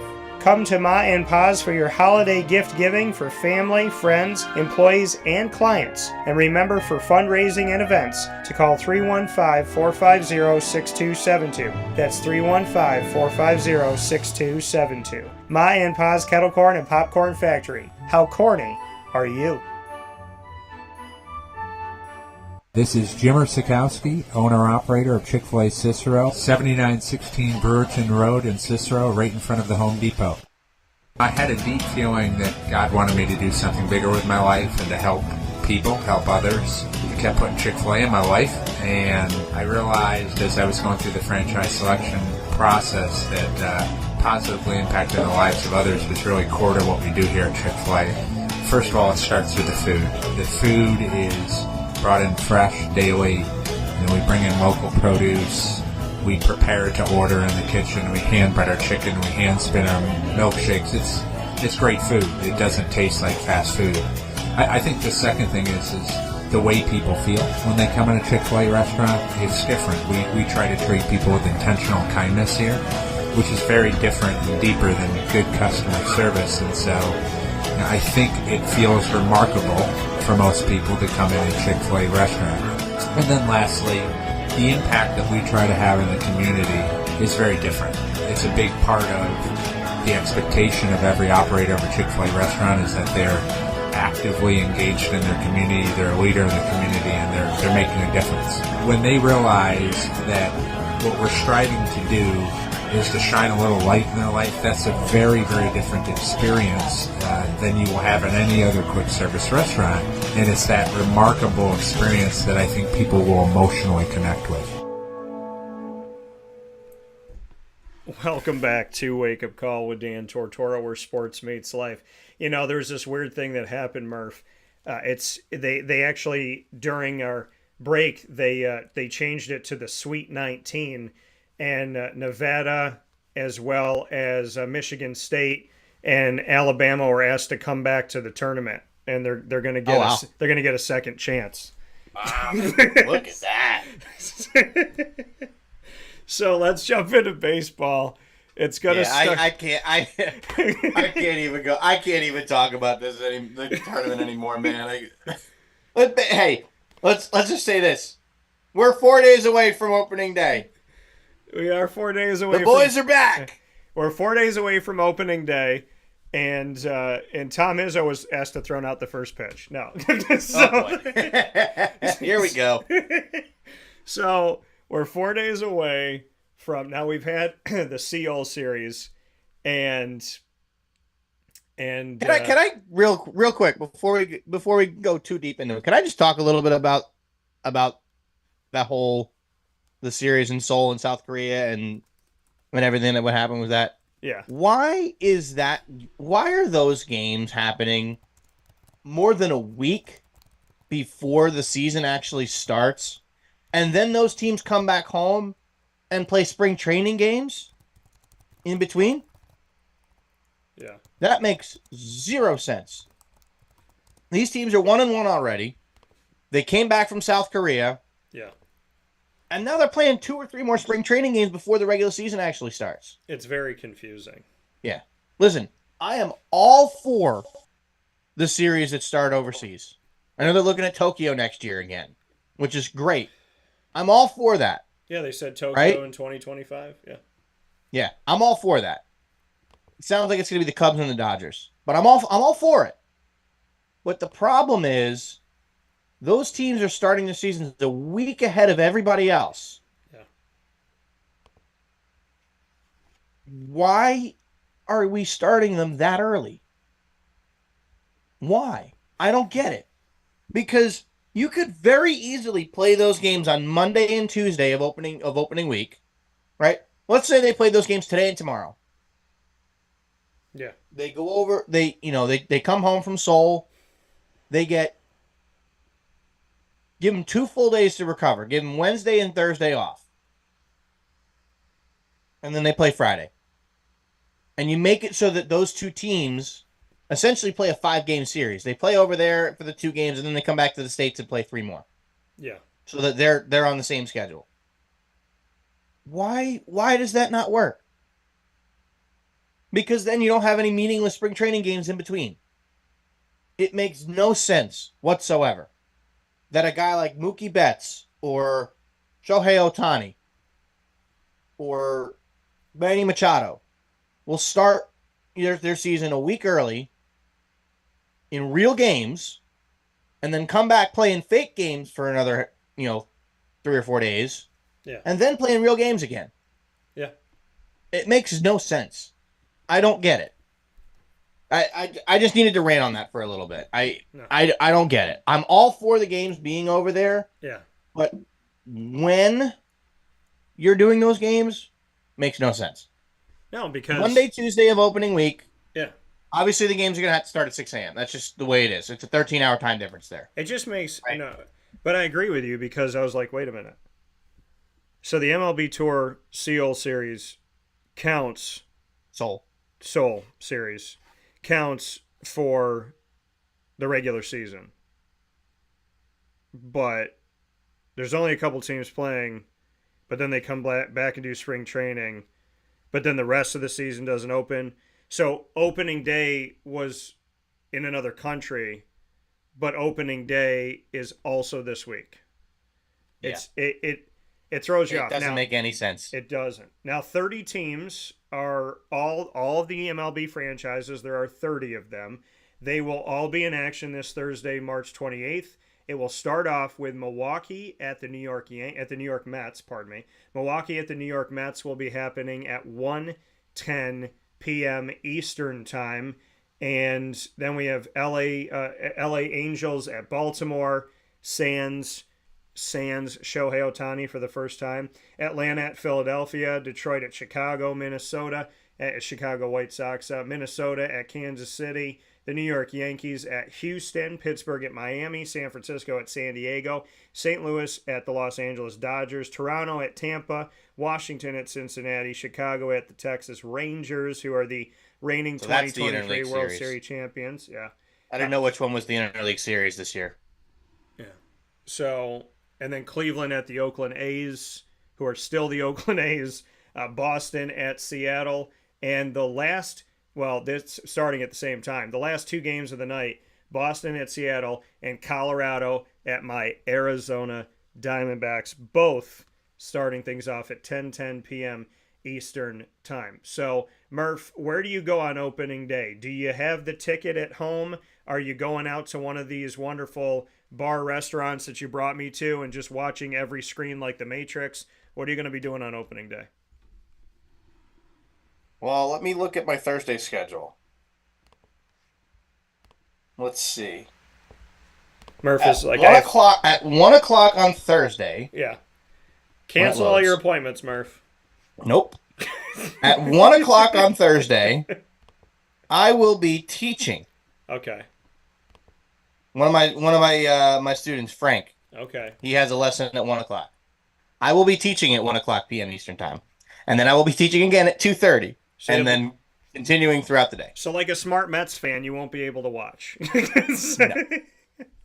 Well, that's the problem. Like you have to work on opening day. Don't get me wrong. Right. We'll probably have the game on, Yeah.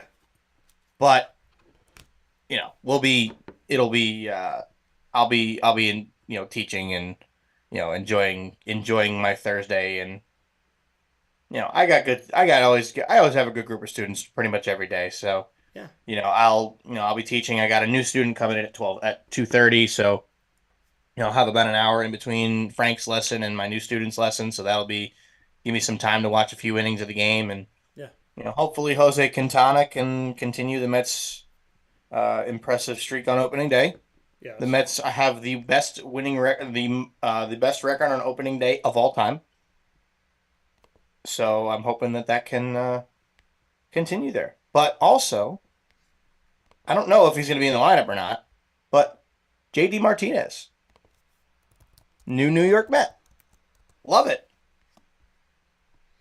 Yeah, we did get some. We got a note that came in here on JD Martinez. Let's go back up the feed if it'll let me go to it. So I don't think I can go farther back than this, but we did have something on JD Martinez. If you want to make a note, and good morning to Jermaine and everybody else that is here. Appreciate it, Jermaine, Greg, Mike. I'm seeing a bunch of people on here. Jason, so on. Del Rey. I think Del Rey came on here. So shout out to everybody that watches. Alan down in Florida.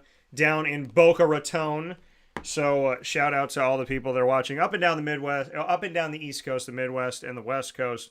We appreciate you so very much. And around the world, we've had listeners and viewers and people on wakeupcalldt.com from the United Kingdom, China, Russia, Italy, Spain, Mexico, Canada, many a place, the Middle East, I believe, too. So thank you for all your support and your connection to the show. We appreciate it so very much.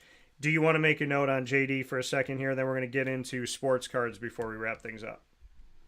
Yeah, so I mean, the Mets bringing in JD Martinez, I think, is a good move for them. It seems like Stearns was waiting till he came down to their price, which he ended up doing, partly because his market just never developed. Now, he turned down a more lucrative offer from the Giants, in part because he didn't want to live in San Francisco. But then again, who does want to live in San Francisco? Apparently Blake Snell, but that's besides the point. Yeah, I love the move for them. Mark Vientos wasn't exactly cutting it at the DH spot.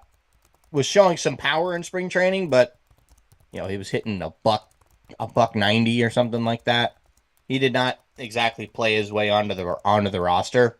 Yeah. So we'll see what happens there. But I am excited though for, like I said earlier, I'm really excited for Wyatt Langford and the Rangers, and I'm really hoping that he does well in the regular season.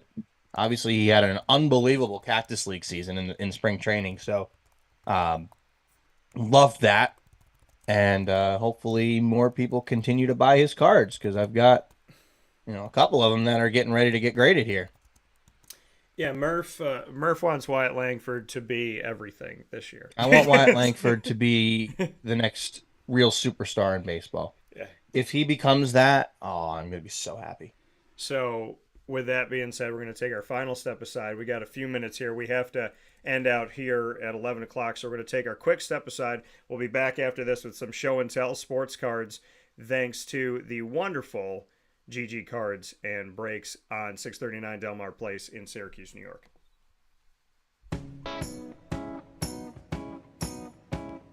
In these unique times, there are those in our community that give us a sense of normalcy and positivity. Pizza Man on 50 Oswego Street in Baldwinsville has been here for you for over 35 years and is here now. Call 315-638-1234 or order online at pizzamanbville.com to bring those familiar tastes into your home. And remember to come see our monthly on-site broadcasts centered around the community and our Baldwinsville Bees. Pizza Man in Baldwinsville. Any way you slice it, they are always here for you.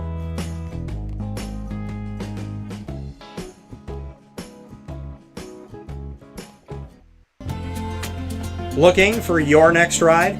Look no further than Great Lakes Honda City, located on 7140 Henry Clay Boulevard in Liverpool, New York. Serving our community for decades, their new and pre-owned vast array of vehicles are available to you Monday through Saturday on site. To search from home, shop at GreatLakesHondaCity.com. Call 315-365-5576 to set up an appointment. That's 315-365-5576 for Great Lakes Honda City, 7140 Henry Clay Boulevard in Liverpool, New York. Great cars, great people, Great Lakes.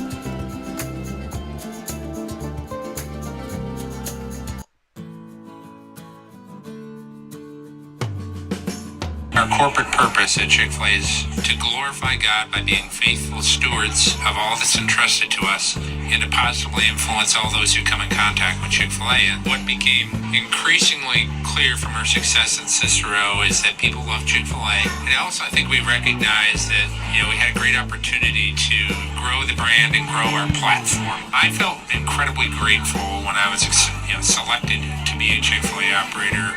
I think what it's meant for me, what I've come to realize on a very deep level is that this is a calling for me. It's not a career, it's not a job. The Lord called me to be a Chick-fil-A operator and to use these restaurants to glorify Him and to positively influence other people.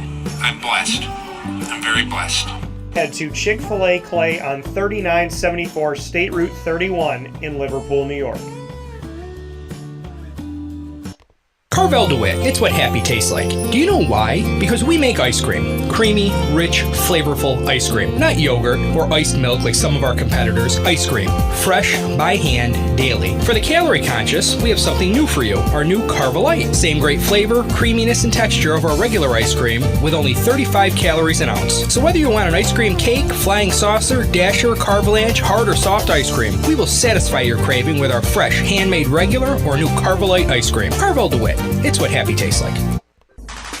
The Wildcat Sports Pub in Camillus, New York is located on 3680 Milton Avenue in the Home Depot Plaza. It is your family-friendly sports bar and restaurant. Folks, some sports bars aren't family-friendly. Some family-friendly restaurants are not sports bars. The Wildcat Sports Pub in Camillus, New York is proud to be both. It is that marriage that you've been looking for years. The Wildcat Sports Pub is your home base for your sports bar and restaurant needs, games for the kids, indoor and outdoor activities, and enough things on the menu to come back every single week and get to try something new. They're open Sundays from noon to 8 p.m., Monday through Wednesday, 11 a.m. to 11 p.m., and Thursday through Saturday from 11 a.m. to midnight. For reservations and party information, call 315-487-2222 for the Wildcat family-friendly sports pub and restaurant.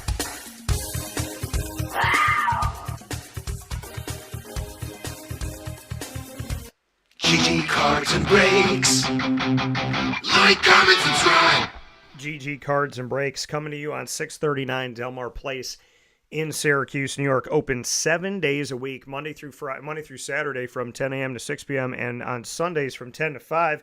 You will find our sports card shop of choice. They have everything there, folks, from singles to graded cards, packs, and boxes. They're constantly changing their inventory, so you never know what you're going to get when you go into GG Cards and Breaks. So if you see something you like, you should get it the day that you go in to 639 Delmar Place in Syracuse, New York. And make sure that you're hanging out with us this Wednesday, March 27th, from 6:30 to 9:30 at the store. We will be having the monthly trade night, and I'm very excited for that, where you can buy, sell, and trade with people in the sports card community. It's such an incredible community here in central and upstate New York, and the beacon is GG Cards and Breaks, where we all go to buy, sell, trade, and have fun with each other. So make sure you come out and see us this week on the 27th, and of course head out to GG Cards and Breaks today and experience the difference on 639 Delmar Place in Syracuse, New York. Open 7 days a week right off of Teal Ave. With that being said, here on Wake Up Call with Dan Tortora, Murph and I got just a few minutes here for that GG Cards and Breaks show and tell portion of DT and Murphy inside of Wake Up Call. I got a bunch of stuff, and I got it all at GG Cards and Breaks, but I'll defer to Murph here. Give you a few minutes here, Murph. We got a couple minutes, so what do you got for us? Okay, so the mic got me, the mute button got me again. But so yesterday I went to a show up in our adopted second home of Scranton, Pennsylvania, over at the Viewmont Mall. Small show. Didn't necessarily get a lot. There was some stuff that was extremely overpriced, and people wouldn't come down to a reasonable number. So, yeah, so I ended up buying a few things. Let me just pull out what I got yesterday. And then we'll go from there. So I got that. And those two. Okay, so the first thing I got, well, this is actually the last thing I got over the course of the day. So I had bought a Jamar Chase, just a Prism PSA 10 rookie from a friend of mine. At the show set up, and he had all of these golf cards, bunch of Tiger Woods, Tony Finau, Gary Player, Arnold Palmer, Lee Trevino, guys like that, pretty couples. So I said, "Do you want it?" I think I'd offered him $40 for the card. It's like I think he had it at 55. I'd offer him 40. So I had said to him, why not we make a deal? I'll take all your golf cards off your hands, so you don't have to deal with them anymore. And then we'll make a deal on the Jamar. So basically, he had the Jamar price at $55. He had quite a few cards in here that were, $3, $4, $5. So what he basically said was, give me full price for the Jamar, and you take these. I said, okay. So there's 5 Tiger Woods cards, a couple Payne Stewarts, Bryson. Really cool. This is actually a really cool one. So this is a jersey, or not a jersey, a shirt card of a piece of a shirt worn by Freddie Couples while competing in the Masters. Oh, nice. That's pretty cool. Some more Fred Couples stuff in here. Some Lee Trevino, Jack Nicklaus, Tom Watson, Gary Player, Arnold Palmer. Curtis Strange, a couple of really good players. A fabric card with I don't know who the other guy is, but Sergio, and then a cool numbered Tony Finau card, which is pretty cool. Now that's just smalls that I got. Like I'm gonna probably throw these somewhere and probably forget about them forever. But I had to put some golf cards in my collection, at least a little bit. Couple cheap ones I got yesterday. Joe Burrow Prism PSA 9, that's a rookie. Will Levis PSA 10, that's a Prism rookie. Okay. This was one of the only reasonably priced cards I was able to find yesterday. That someone was able to like work with me a little bit. But then I get to some of the stuff that I didn't actually get to show off last week because we got cut off by the power going out. Yeah. So this is one that you would like. So this is Corbin Carroll. This is a Topps Chrome Cosmic.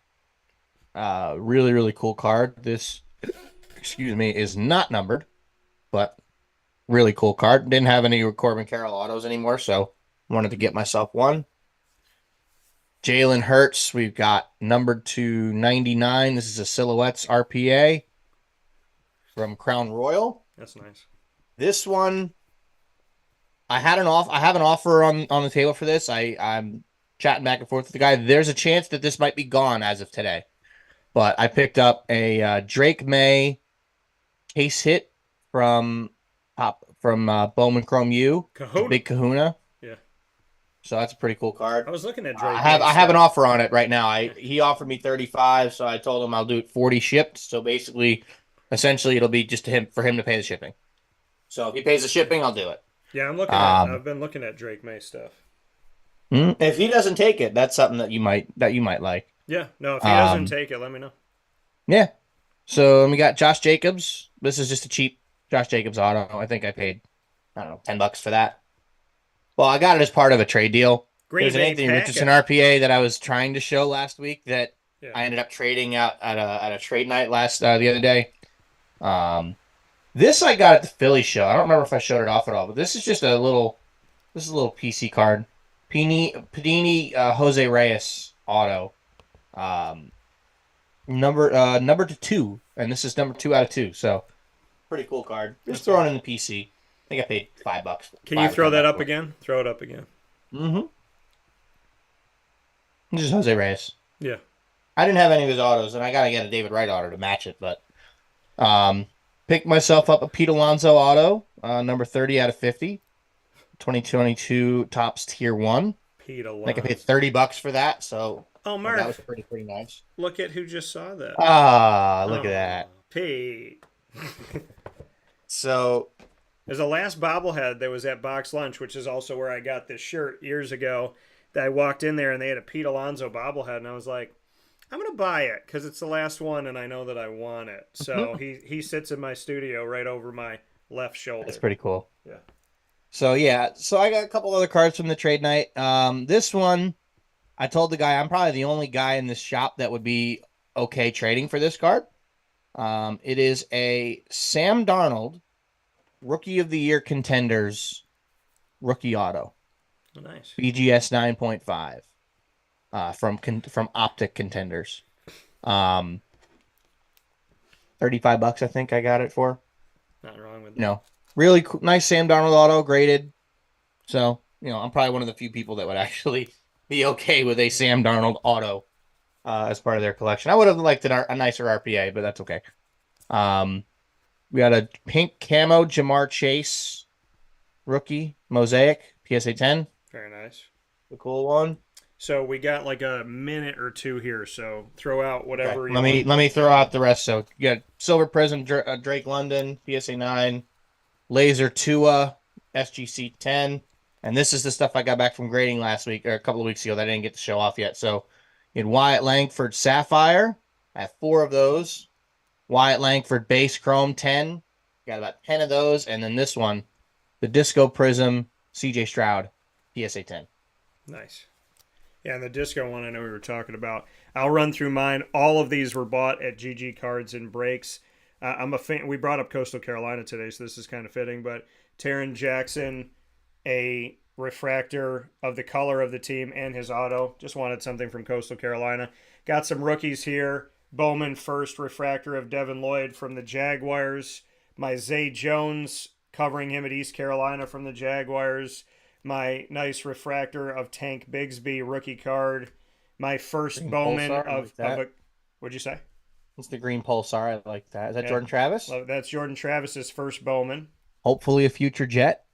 And then I got numbered to 49 in the world, an A.J. Dillon rookie refractor here, and it is from Elite, and it also has the colors of Green Bay, and it's his Boston College.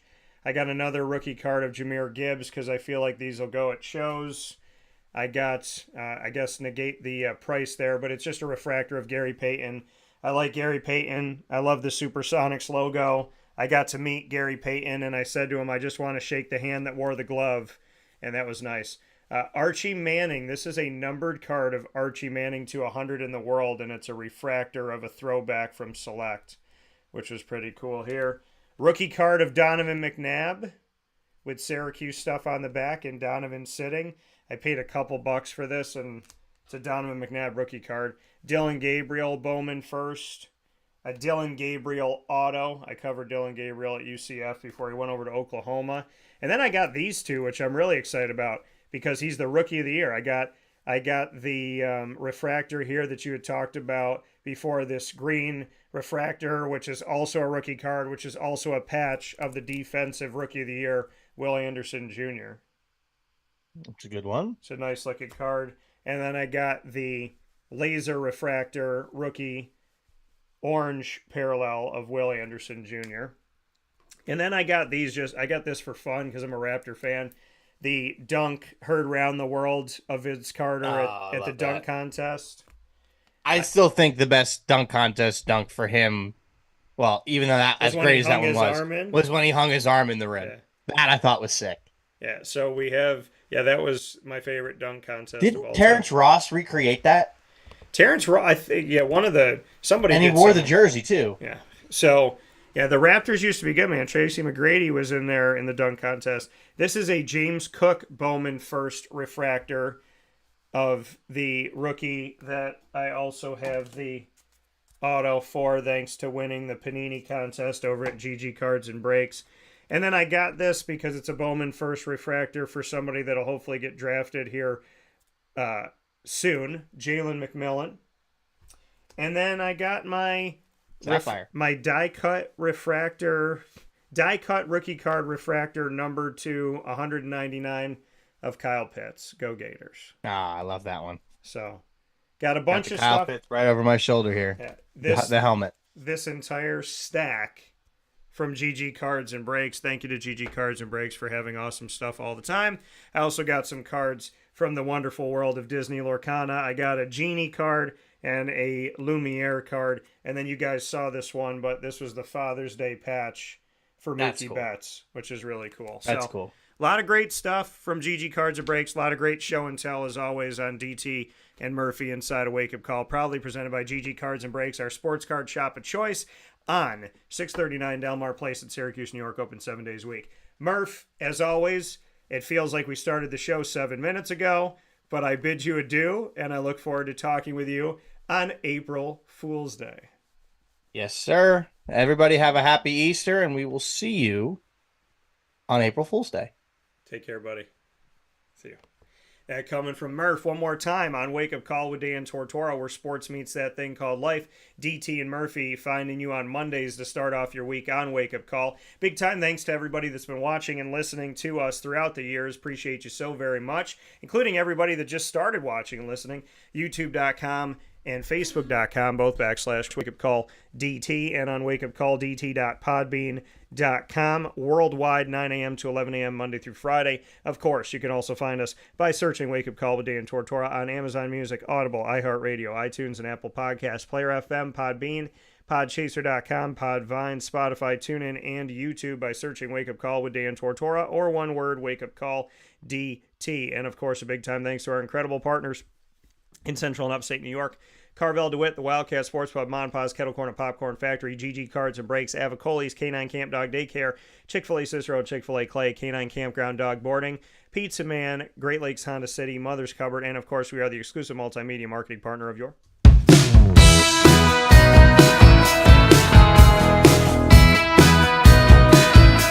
Lemoyne College Dolphins. It's Fins Up every single month on Wake Up Call with Dan Tortora. Find your Dolphins in Dolphin Time, Wednesdays at 9 a.m. Eastern Time.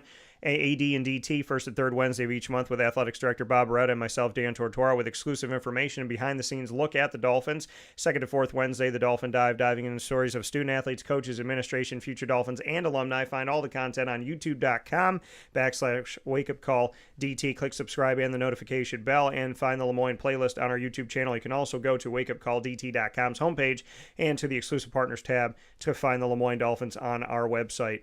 And for more information, go to LemoyneDolphins.com. As always, Fins Up.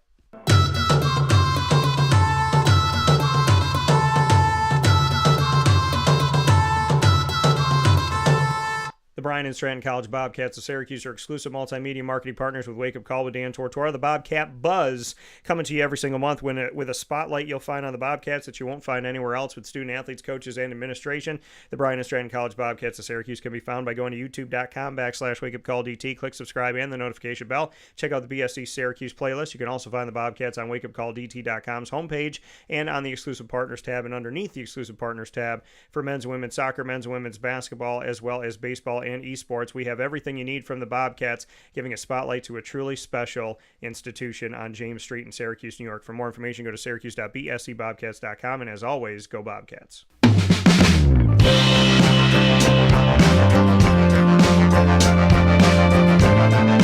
The Binghamton University Bearcats are the newest exclusive multimedia marketing partners of Wake Up Call with Dan Tortora. Find the Bearcats every single Tuesday during Bearcat Time at 10 a.m. Eastern Time weekly. You will find specials throughout each month that are called the Moments with Marshall. Moments with Marshall featuring Athletics Director of Binghamton University, Gene Marshall, and myself, Dan Tortora, going behind the scenes of the athletic department as well as Binghamton University as a whole to find out what Binghamton is up to next. The Bearcat Break Room gives us an opportunity with student athletes, coaches, and administration to tell their stories. You can find the Bearcat Break Room, Moments with Marshall, and more on our YouTube channel by going to youtube.com/wakeupcalldt. Click subscribe and the notification bell, and you can find the Binghamton playlist there. You can also find the Bearcats on wakeupcalldt.com's homepage and underneath the exclusive partners tab. For more information, go to bubearcats.com. And as always, go Bearcats.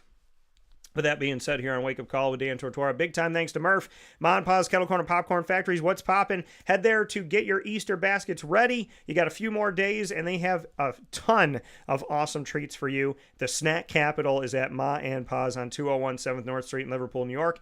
And find us on Facebook at Wake Up Call DT, X at Call DT, Instagram at Wake Up Call _DT. Go to Pizza Man tonight, 50 Oswego Street in Baldwinsville, New York, to find us with the Baldwinsville girls lacrosse team. At 6 p.m., we will be with the lacrosse team, spotlighting them on stage at Pizza Man. Can't wait to see you there, and I hope you have a fantastic day. God bless, no stress, do your best, and as always, be well and be good to each other and be good to yourself.